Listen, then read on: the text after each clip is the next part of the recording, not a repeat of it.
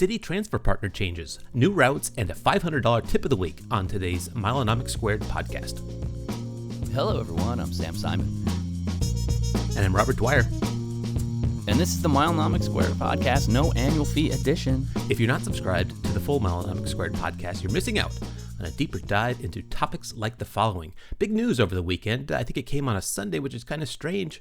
Shakeup going on with Citi ThankYou Points. American Airlines out. They really canceled that on the 13th, like they said they were going to. And a strange partner comes in the form of Wyndham. Big news with Capital One recently, including Wyndham. People excited about Wyndham, I think mostly because of this Vacasa angle. You know, these Airbnb-like, more kind of corporate going through Vacasa rental. What do you think of this? What's going on over there at Citi? Is this interesting? Does it bolster the interest in that program for you? Yeah, it really does get me more interested in the program. And it shows signs of life, too. You know, I mean, you could go back 50 episodes of our Patreon podcast, and we were talking about how ThankYou Points have kind of lost their utility, and the Prestige card is no longer accepting applications, and they look like they were kind of on the ropes. And to say that this has been the year of Citi ThankYou Points is probably an overstatement, Robert, but it's definitely been a good year for Citi ThankYou Points, and I think this just continues the strengthening of the program. What do you think? Yeah. In a sense, you know, it's easy to get distracted by the new thing. You know, if you've got something else that's been working you for a very long time, you know, Asia Miles or Turkish or something like that. This is, I guess, maybe more hotel stuff that you can do with Citi, and I think that's good. Am I excited about Wyndham? Let's talk about that Vacasa angle a little bit. Maybe educate me a little bit. My research on this started yesterday and concluded this morning, and I've got some initial findings. But before I release those, well, what do you think? Is this really an opportunity? Is it a mirage? Is it a niche opportunity? What's the utility in it for you? Have you ever done it?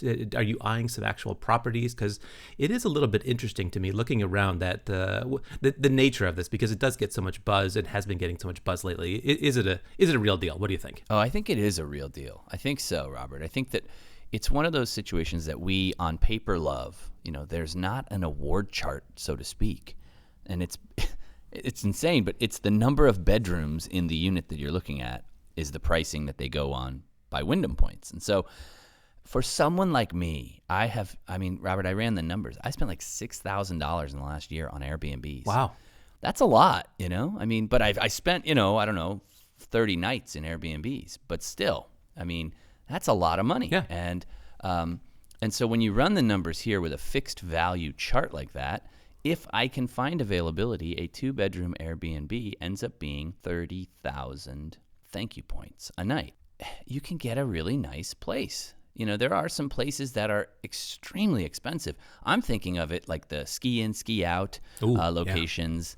Yeah, those are nice, you know, and corporate vacation rentals really like those areas. You know, if you're going in the middle of nowhere, I don't think it's going to really be a great value. But look at the places that I like to go, Robert. I'm looking for snow, check. All right. I'm looking for Hawaii, check. And those are both great locations for Vacasa rentals. And so if I can make it work, I think it could work. Now, you do bump up against the Citi ThankYou Point cash out value, because now you can cash out Citi ThankYou Points for a penny a piece. And so the math here is all in the show notes. You get 1-to-1 transfers on some of the higher end cards and 5-to-4 transfers on Citi double cashes and lower end cards. You need to get at least a penny a point, maybe a penny and a quarter a point, but you also have to want to spend $300 or more a night on a vacation rental, or else the math doesn't work out, because you could just cash out the 30,000 ThankYou Points, and let's say you find an Airbnb for $220 a night, you do that, right? I mean, so it's like you said, Robert, it's really easy to get excited over this. There are capacity limitations, you know, there are blackout dates, and there's really I think it's a little difficult to find the availability. We're certainly not Vacasa Wyndham experts, but we do have some patrons on our Slack that are experts at this, Robert. And so in talking with them, I got so close to wanting to jump in on this program. I wanted to get the Barclays Wyndham business card earlier this year, and I was denied for it. And so that's where some of my excitement for this comes as well, because now I can tinker with this. And I think it's actually easier to tinker with. It's lower, I guess it's a lower stake situation because they're transferable from ThankYou Points, so I can do all the research I want, and if I decide I don't want to transfer, I still have ThankYou Points versus a bucket of Wyndham points that I went and manufactured over the course of months. Yeah, well, the Capital One card we were talking about in the paid show last week, a lot of buzz about that Venture X card. That's a transfer partner to Wyndham as well. So now you've got 3 things funneling into that in addition, if you include that Barclays card. So there's a lot of different ways to get there. And I agree, more appealing to have this as an option as opposed to the only option if you had that Wyndham Business card. We were talking too recently about complicated award charts. Like these programs, they start out very simple. Like let's keep things simple for our customers, and then they start to evolve. Right? Let's have a seasonal award chart. Let's have categories for all of our rooms. Let's have and then you look at what the Marriott program has become. Even Hyatt now, and this is the infancy of a program in a sense, right? Okay, let's just keep it real simple. 15,000 points per bedroom per night. I was looking. I'm excited about this. One of the litmus tests I use is I talked to my sister about this, and I said, I thought it was a good deal, or I didn't think it was a good deal. Just totally giving it to her straight. And I said, hey, I looked at this program that could be a really good deal. I found a place in Sedona, Arizona. There's not a ton of options there for hotels. There's a Hyatt Residence Club people stay at a lot. We've all stayed there, it seems. I like the idea of having a big house with a nice view, and I found a place, and it was like $1,000 a night. But it was five bedrooms. So yeah, 75,000 points. Yeah. Yeah. So okay. So now I'm paying $750 a night effectively if I was to cash that out. Is that? I mean, should I be forcing my hand? Is this such an outsized bit of value that I should Vacasa? And it wasn't. Right? I would need to generate a ton of points to be able to book that. I mean, it sounded appealing. I look at the number at $7,000, but yeah, I'd have to lay out a ton of cash to do it. So when I look, is the Vacasa inventory and its availability absolutely the place that I wanted to stay in that location? I was looking in Newport, Rhode Island, favorite place I talk all the time about renting vacation rentals. There's like nothing there or nothing appealing, and there is tons of good inventory to be rented there if you aren't beholden to these restrictions. So there's all kinds of places where you can rent vacation homes from, and not just Airbnb, but a lot of places, popular vacation destinations have a dominant real estate agency or two. And I think Airbnb is intended to take out that level of disintermediation, cut out the agent, go deal directly. Well, here we're just dealing with another company, Vacasa, that's doing that same service that Airbnb is. And in looking at the properties, I did see some pretty campy properties. I mean, they're not all pristine and looking nice to me. So I think you just got to look at it and look at it as another option in addition to Airbnb or a hotel timeshare rentals or any myriad number of places that you could use to get more space for your family. But I think it's a great point to bring it back to. Look at how much cash you're laying out for these. It could be a lot, and if this isn't the perfect place that you wanted to stay, continue your search, I would say. Yeah, that's such a great point, Robert. And the pain of spending cash is something we talk about all the time on this show, on the blog, everywhere we go, to random strangers at the grocery store. And I think this really makes it harder to put that number, or I guess it makes it easier to put that number on the spend that you're doing. When you earn a bucket of points on a Wyndham Business card, it's free points, who cares? Yeah. But this is that chase, pay yourself back enigma that a lot of people got really upset about, which is now I have to figure out how much money I'm actually spending on these things. And I think that's good. I think that's a really strong, important thing to do. I think that knowing the value or the cost in what you're giving up is an important decision to make every time you take a trip, and I think that makes you look in the mirror and make that hard decision. So, a little tough love from us here today on this show, Robert. You want to keep moving, or should we hit that more? That's good. Let's move on to the next one. You saw this. Wasn't on my radar screen at all, being an East Coast guy. What's the new option to Japan? Well, new option, low-cost carrier flying LAX to Tokyo, ZIPAIR, Robert. And I don't know what it says about my Google searching that this was fed to me just this weekend when they announced the routes. It's 3 times a week in both directions. Low-cost carrier. They have some other flights around Japan, and I think they do fly to Hawaii as well. But this joins ANA and JAL to be a third carrier flying LAX to Tokyo.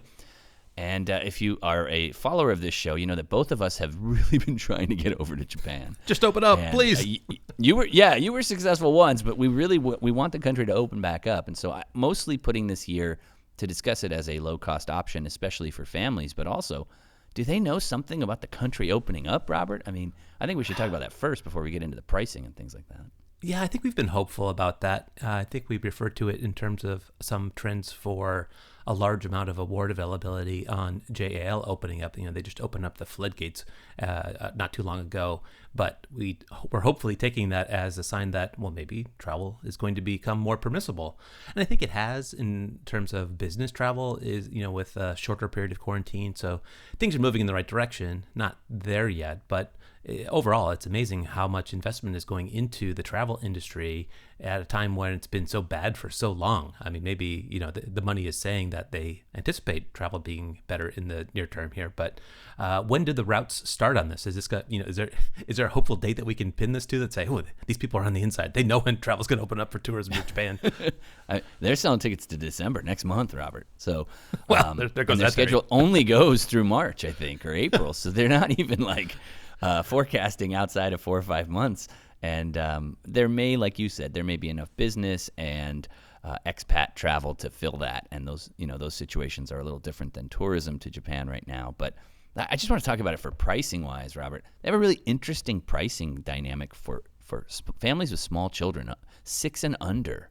The price of the ticket for a kid who's 6 and under is like a quarter of the price of an adult ticket. And I haven't seen that anywhere outside of maybe a lap infant, but you get an actual seat. Wasn't that something that happened back in like the 70s or 80s? Like child pricing? I mean, that's completely out the window as far as I've seen. Yeah. So 6 and below can fly for like $110 one way. Wow. Yeah, I know. And, look at the low-cost carriers. So then they want to sell you on the thing and the other thing. And you could spend another $115 on, food and seat selection and all that stuff. But, all in, I think I had a family of 4 with 2 young kids in that under 6. I had it round trip for like $2,000, which that's not bad back and forth to Japan on a, newish airplane. And I have to assume the service is going to be great. Otherwise, they just wouldn't do the route.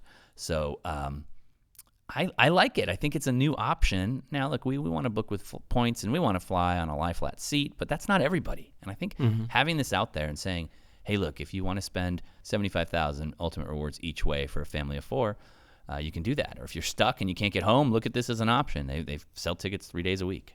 Just go up to the counter. Why even book ahead? Just bubble up there. I guess where my mind went on this is how precious it is to have a vacation window that you could go to Japan. And you've got all the currencies. You've been playing this game for a long time.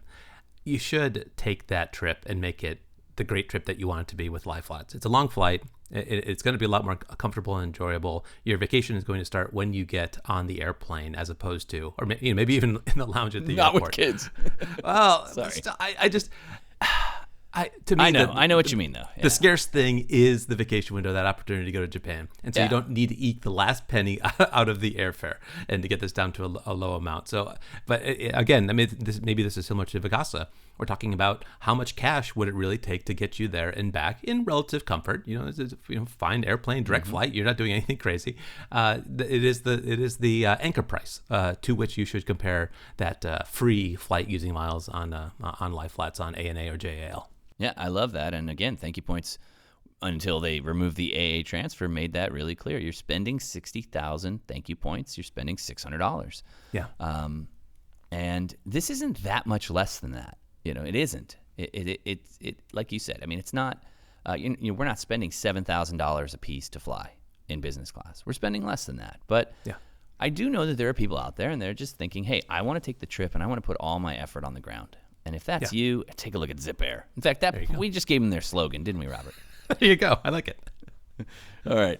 Robert, more airfare, more airport news here. You want to take this next one? It's back on your side of the coast. Hey, tell me about it. Let's see. Frontier leaving Newark Airport. 16 slots up for grabs.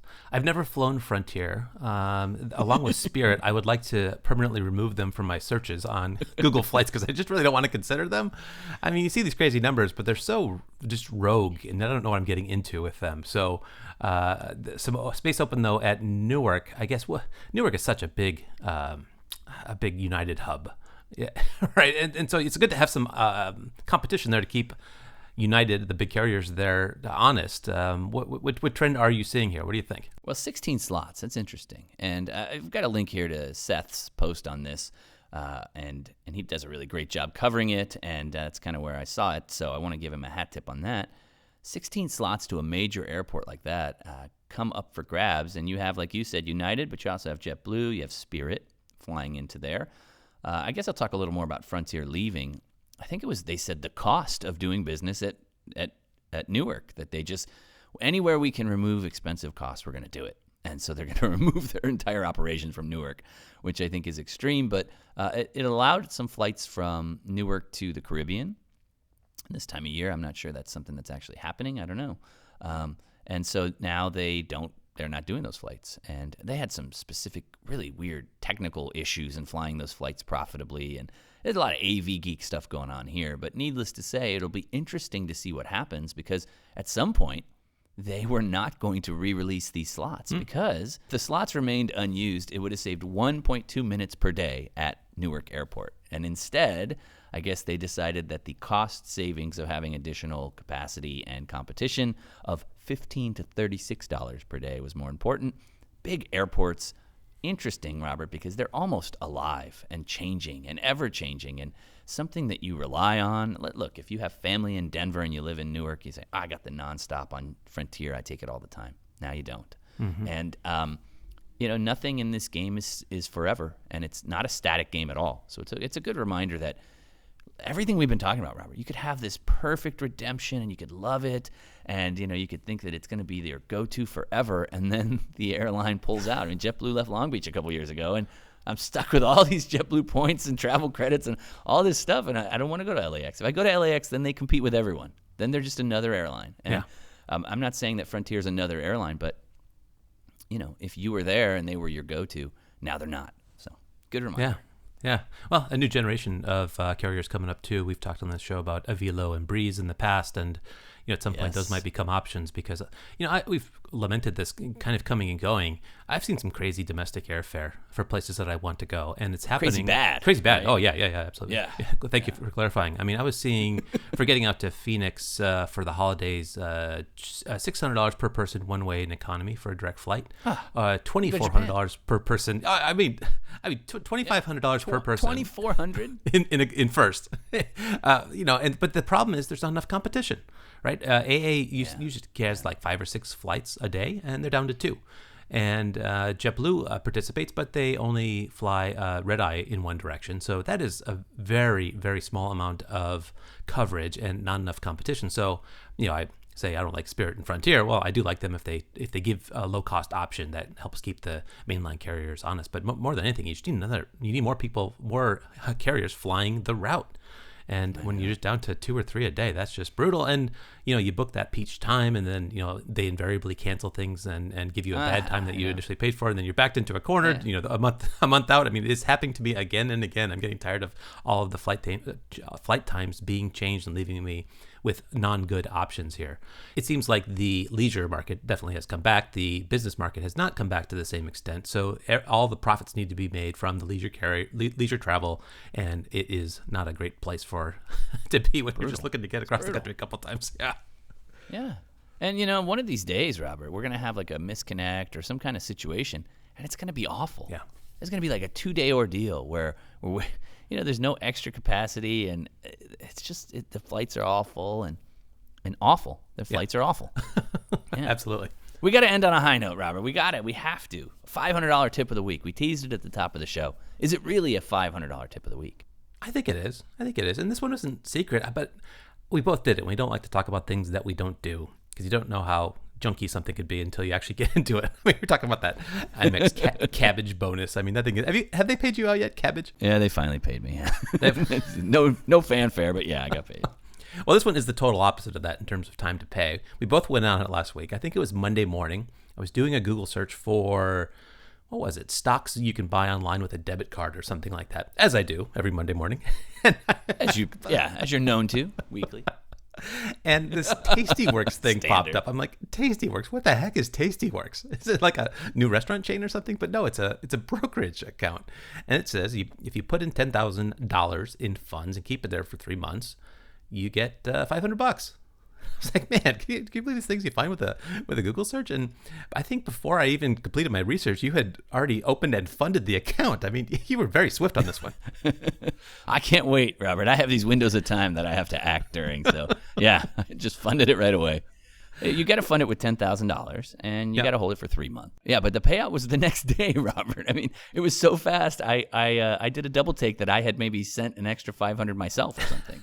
And so I've never seen a bank or brokerage, any bonus on earth, pay out in 24 hours like that. Amazing. World record, you think? I think it's a world record. Tastyworks. Yep. They've got the Milenomics world record for paying out a $500 bank bonus.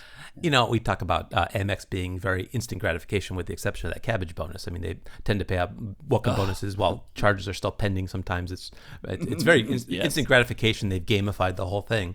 This is pretty impressive. And I guess a question would be, then do you trade with those funds that you parked over there? You keep them there for 3 months. You can be very safe and just keep them doing nothing, or you could roll the dice and do some investing with it. And I don't like when I have to fund a bank bonus and keep money sitting there earning no interest for 1, 2, 3, 6 months, whatever it might be.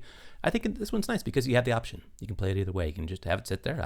I don't see any requirement to trade, or you can get into their trading platform, which really was pretty intimidating as a guy who's not a day trader, never's been a day trader, doesn't like to time the market. This was a very sophisticated platform with all kinds of drop downs and straddles and calls and puts. And I'm just like, I just wanted to buy an S&P 500 tracker. Sir, can I just buy that? Once. Yeah. It's just, the platform is very impressive for somebody that wants to get into it. Not me, but I did that. I plowed my money into an S&P 500 tracker, and I should have waited until the $500 bonus came the same as you, 24 hours later, down to the nose when the funding occurred, because I could have plowed that into the market too, but not. Now you still can. Pretty good one, but the referral. No costs to trade, right? No trading costs. No, it seems great. I don't know. I've never heard of it. It seems like it's Australian or something. I don't know. It's quite unusual. What have we gotten ourselves into? Yeah.